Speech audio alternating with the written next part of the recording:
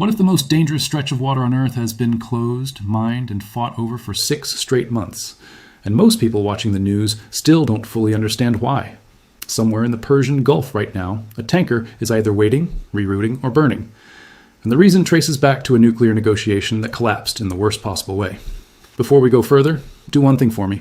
Hit like, subscribe if this is your first time here, and share this with someone who still thinks this is just another Middle East story. Because this one is different. This one has already changed oil markets, killed a head of state, and pulled in 4 separate mediating countries just to keep a shipping lane open. Let's walk through exactly how we got here. Rewind to early February 2026. For years, Iran and the United States had been locked in a tense standoff over Iran's nuclear program. A standoff built on sanctions, threats, and almost no direct communication. That standoff had deep roots. Years earlier, the U.S. had unilaterally withdrawn from an earlier nuclear agreement negotiated under a previous administration, and Washington had spent the years since running what officials openly called a maximum pressure campaign, sanctioning Iran's oil exports, its banking system, and its military-linked networks, trying to squeeze Tehran into a tougher deal through economic pain alone. It never fully worked. Iran kept enriching uranium, kept funding regional allies, and kept insisting it would only negotiate on its own terms. That was the tense, frozen backdrop heading into 2026. Then, on February 5th, something shifted. Iran's foreign minister announced that nuclear talks with the United States would begin in Oman. It wasn't a small announcement. Washington sent a high-level delegation. Iran's president publicly backed the effort. And crucially, both sides agreed to talk, even indirectly, after years of near silence. Just hours before that first session, Iran's Revolutionary Guard Navy seized 2 foreign oil tankers near Farsi Island, accusing them of smuggling fuel, and detained 15 crew members. It was a strange, tense way to walk into a peace process, seizing ships with one hand while extending the other for talks, but it set the tone for almost everything that followed. Diplomacy and confrontation, running side by side, neither one ever fully pausing for the other. The first round happened in Oman. The second round moved to Geneva, where Iran's foreign minister met face-to-face with the head of the UN's nuclear watchdog agency before sitting down with American negotiators. Coming out of that second round, Iran's side said something notable. They said both countries had reached an understanding on the main guiding principles of a deal. Not a deal itself, but the outline of one. Progress, but fragile progress. Then came a strange twist that tells you everything about how fragile this process really was. In the middle of these same talks, Iran temporarily closed the Strait of Hormuz, not because of conflict, but for live-fire military drills. A show of force timed almost perfectly to remind the Americans across the table exactly what leverage Iran was sitting on. The message wasn't subtle. We are negotiating, but we are not weak. By late February, a third round of talks stretched on for hours in Geneva. Iran's negotiators called it the longest, most intense round yet. Oman's foreign minister, who had been mediating quietly behind the scenes, said there had been significant progress, though he wouldn't say what. Technical level discussions were scheduled to continue in Vienna, home of the International Atomic Energy Agency. For a moment, it looked like diplomacy might actually hold. It didn't hold. On February 28, 2026, the United States and Israel launched coordinated airstrikes against Iran. Their stated goal wasn't just to damage Iran's nuclear and missile programs. It was regime change. And in those strikes, Iran's supreme leader, Ali Khamenei, the man who had ruled the country since 1989, was killed. Think about the weight of that sentence for a second. This wasn't a proxy skirmish or a border clash. This was the death of a head of state, delivered through direct military action by 2 of the most powerful militaries on Earth. Iran did not stay quiet. It struck back at American bases across the region, launched attacks on Israel, hit sites in neighboring countries, and closed the Strait of Hormuz completely, the waterway through which a massive share of the world's oil and gas physically has to pass. From Lebanon, Hezbollah, long backed by Iran, opened fire on Israel. Israel responded with ground operations into Lebanon. Within days, what had been a tense diplomatic process had become a regional war stretching across multiple countries at once. That war didn't stop quickly. It ground on for weeks. Missile exchanges, naval incidents, strikes and counterstrikes, until April 8th, when Pakistan, acting as a mediator, announced that the United States and Iran had agreed to a 2-week pause in fighting. Even that pause tells you something important. It came not from Washington or Tehran directly sitting down, but from a third country stepping in to physically broker a break in the violence, because the 2 main parties couldn't manage it themselves. During those 6 weeks of open warfare, the region saw things it hadn't seen in decades. Direct missile strikes exchanged between 2 nuclear-adjacent military powers, a major waterway sealed off entirely to global shipping, and a change in Iran's own leadership structure, as the country absorbed the loss of the man who had defined its politics for nearly 4 decades. Out of that pause came a new round of talks in April, where the American side laid out its core demand plainly. Iran must confirm unambiguously that it will never seek a nuclear weapon. That single sentence has been the center of gravity for this entire conflict from the very beginning, the line the United States has never moved off of, and the line Iran has never fully agreed to cross without conditions of its own. By June, the picture shifted again.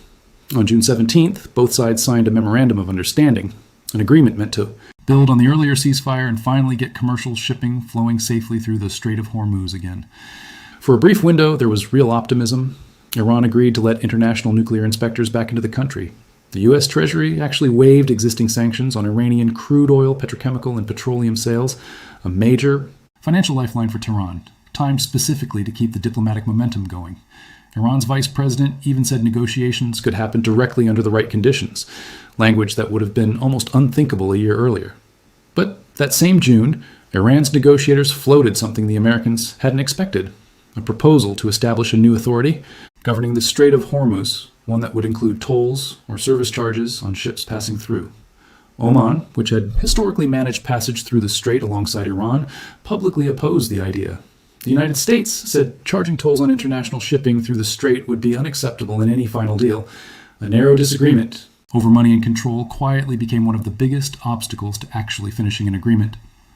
Let's pause here for a second, because this is exactly the kind of story where the details matter more than the headlines. If you've made it this far, drop a comment with one word: Hormuz. It helps me see how many of you are actually tracking this conflict closely, and it tells me whether to keep going deeper on stories like this one. By early August, the picture had become almost contradictory depending on who you listen to. On one hand, Qatari officials said drafts of a potential agreement between the U.S. and Iran were circulating and in, quote, very progressive stages. On the other hand, residents in Tehran, when asked by local media, gave sharply divided opinions, some saying the strait must be held onto no matter what, others saying negotiation was fine as long as it meant an eventual American withdrawal from the region. The public mood inside Iran was just as split as the diplomacy itself.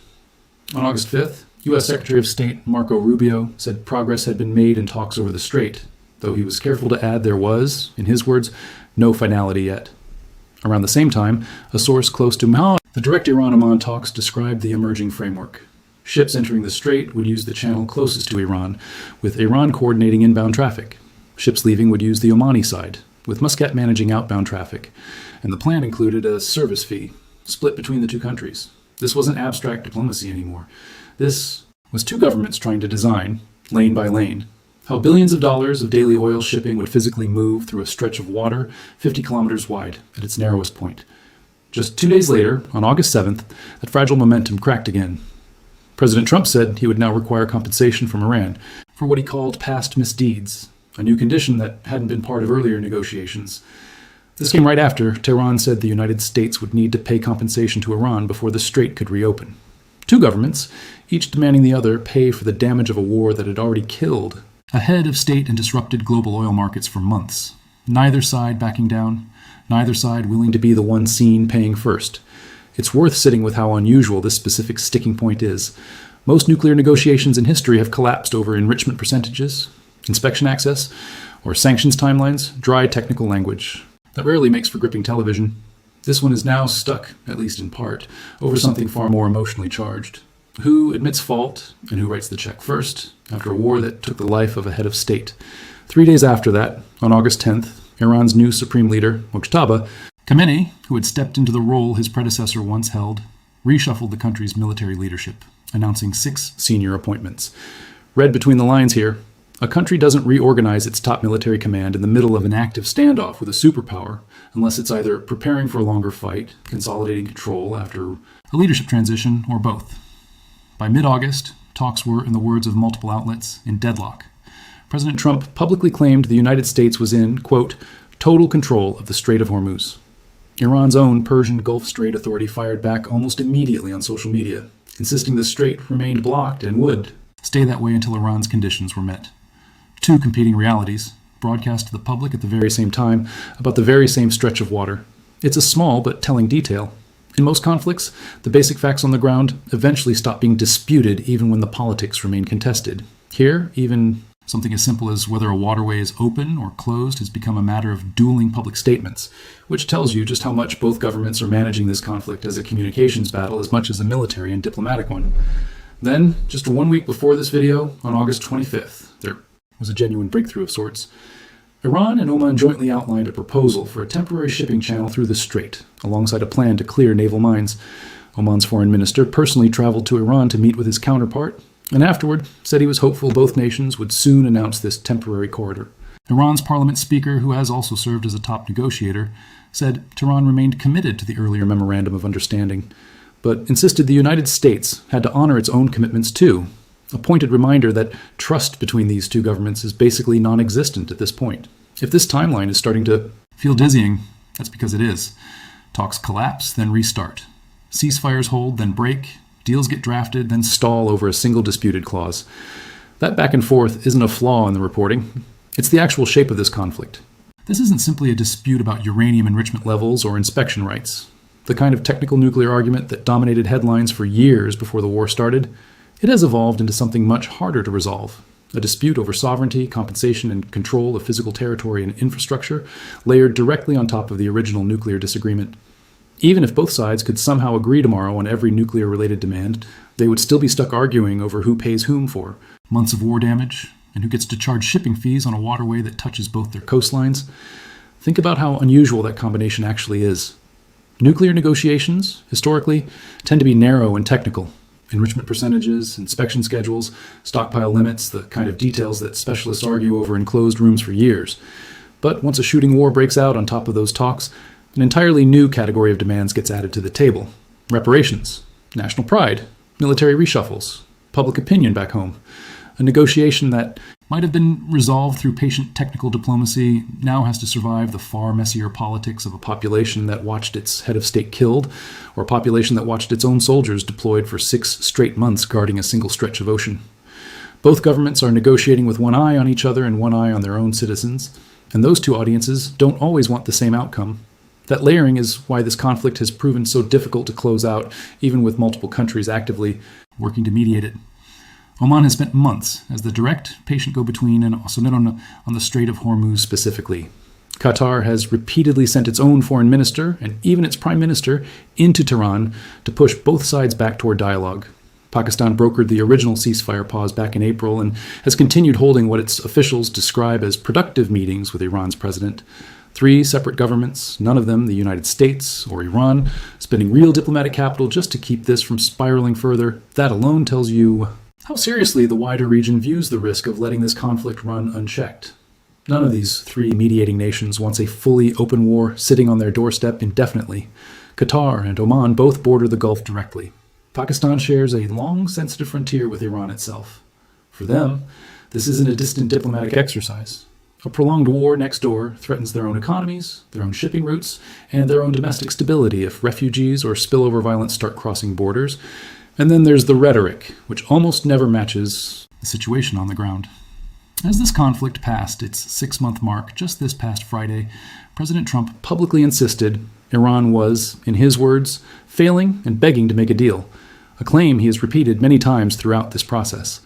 Whether or not that's accurate, it reveals something important about how each side is trying to shape the narrative for audiences back home. Iran, meanwhile, continues framing its own resistance as a matter of national sovereignty, refusing to reopen the strait or make further nuclear concessions until it feels its own conditions, including compensation, are taken seriously. Both governments are negotiating in 2 places at once, across the table with each other and in front of their own populations, where looking strong often matters just as much as actually reaching an agreement. So what does all of this actually mean for someone watching from outside the region, someone who has never set foot near the Persian Gulf and never will? It means the price of the gas in your car, the cost of shipping on nearly anything that moves by sea, and the stability of an entire regional order are all quietly tied to whether 2 governments who have spent 6 months fighting, then talking, then fighting again, can finally close the gap between a nuclear demand neither side will fully drop and a compensation dispute neither side wants to lose. It also means this conflict is a live test case for something bigger than Iran or the United States individually. Whether direct military strikes, including one that killed a sitting head of state, can actually force a negotiated settlement, or whether they simply harden both sides into positions that make settlement even harder to reach. Supporters of the strikes back in February argued that removing Iran's top leadership and crippling its nuclear infrastructure would eventually force Tehran to the table on American terms. 6 months later, Iran is still refusing to fully reopen the strait, still demanding compensation, and has installed a new supreme leader who has already reshuffled the military rather than signal weakness. Critics of the strikes point to exactly that outcome as evidence that military pressure alone, without a clear diplomatic off-ramp already agreed in advance, tends to prolong conflicts rather than end them quickly. Both readings of the evidence are being argued right now by different analysts looking at the same 6 months of facts, which is itself a sign of just how unresolved this entire question remains. Let's take stock of where things actually stand right now, because this is worth being precise about instead of guessing. As of the past few days, mediators from Qatar have been meeting directly with senior Iranian officials in Tehran, publicly stressing what one official called the necessity of resuming the diplomatic process. Pakistan's interior minister has described recent meetings with Iran's president as very positive and productive, citing significant progress, though without giving specifics. Oman continues working the narrower technical piece of this puzzle. The actual mechanics of a temporary shipping corridor, coordinates for shipping lanes, and a joint demining effort inside the strait itself. At the same time, the fundamentals haven't changed. The United States still insists Iran must permanently confirm it will never build a nuclear weapon. Iran still wants compensation and sanctions relief before making further concessions on the strait. And underneath both of those positions sits an unavoidable fact. A sitting head of state was killed in this conflict, a fact that makes the usual diplomatic playbook of quiet concessions and face-saving language significantly harder to pull off for either side. You don't simply move past something like that with a handshake and a joint statement. There's also a quieter economic layer to this standoff that rarely gets its own headline, but shapes everything happening behind closed doors. Every month this drags on, Iran loses billions in potential oil revenue it could otherwise be earning if the strait and its own exports were fully open again. Every month it drags on, the United States keeps paying the enormous ongoing cost of stationing more than 20 warships and hundreds of aircraft in the region, a bill that runs into the billions annually just in fuel, maintenance, and personnel.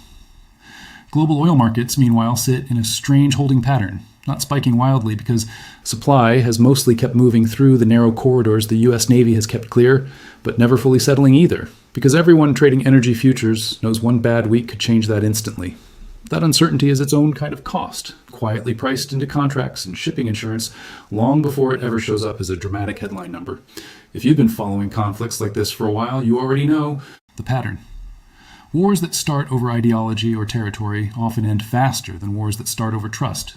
Because trust, once shattered this completely, tends to require years, not months, to rebuild enough for a lasting deal to actually stick.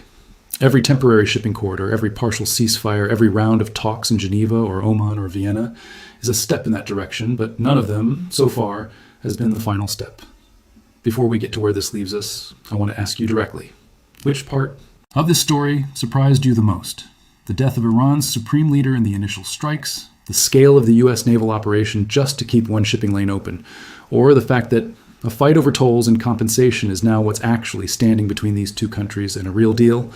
Type your answer in the comments. It genuinely helps guide which thread of this conflict I dig into next. And if you're not subscribed yet, this is the moment to fix that.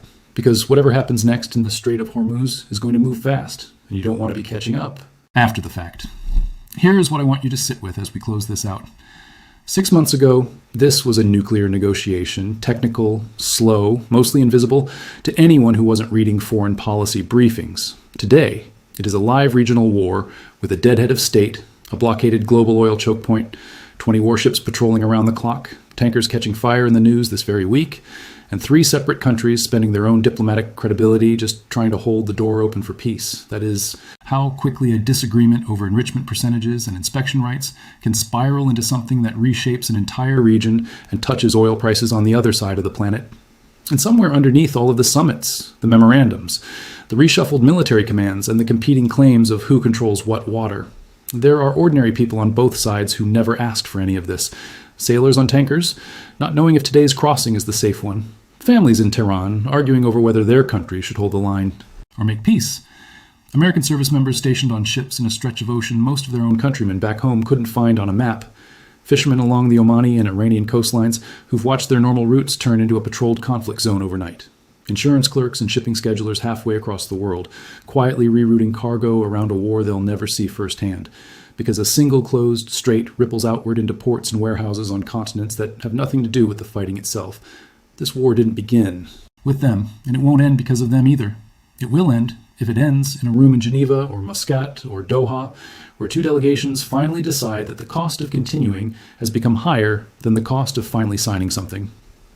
History suggests that moment usually comes only after both sides have exhausted every other option first, after enough oil has been lost, enough warships have been paid for, and enough public patience has worn thin on both sides of this standoff. Nobody can say with certainty when that moment arrives, or whether the next round of talks in Oman or Doha will be the one that finally holds, instead of quietly falling apart like the ones before it.